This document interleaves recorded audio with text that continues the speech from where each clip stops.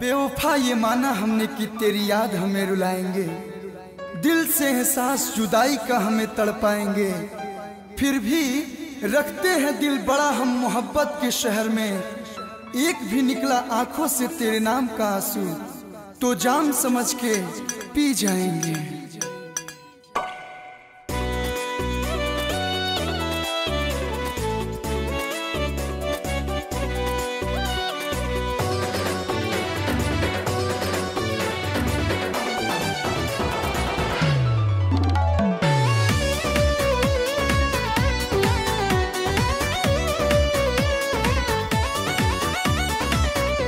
बेवफा तेरा वादा सब टूट गया, बेवफा तेरा वादा सब टूट गया। दर्द से रिश्ता उम्र भर का मेरा छूट गया, दर्द से रिश्ता उम्र भर का मेरा छूट गया। बेवफा तेरा वादा सब टूट गया।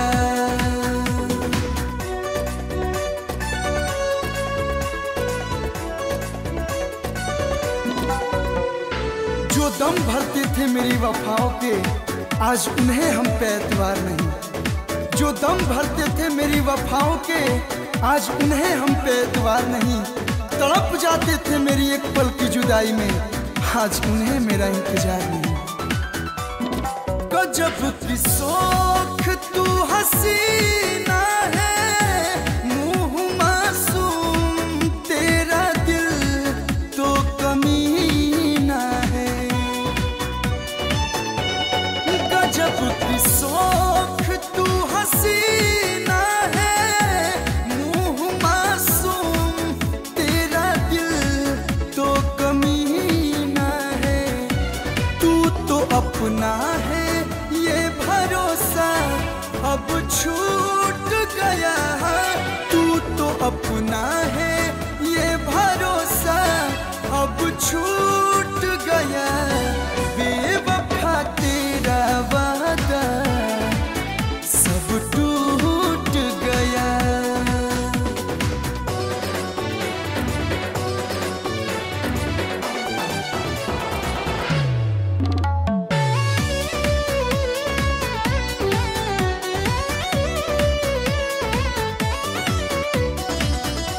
कल्लू की किस्मत ही तो रूठी है, गाल बदलू है मेरे यारा तू तो झूठी है।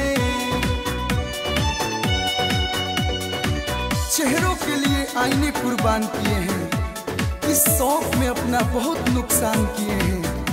महफिल में हमें गालियां देकर वो खूब खुश है, महफिल में हमें गालियां देकर वो खूब खुश है, जिस शख्स पर मैंने बड़े एहसान किए हैं। कल्लू की किस्मत ही तो रूठी है, गाल बदलू है मेरे यारा तू तो झूठी है। यार घुंघरू को तो मतलबी बन के लूट गया, यार घुंघरू को तो मतलबी बन के लूट गया।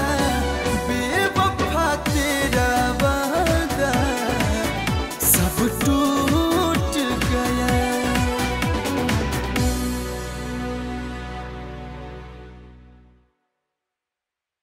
लवली म्यूजिक वर्ल्ड में आपका स्वागत है। हमारे चैनल को सब्सक्राइब करने के लिए लाल बटन को दबाएं और नए नए गानों को सबसे पहले सुनने के लिए घंटी को दबाएं।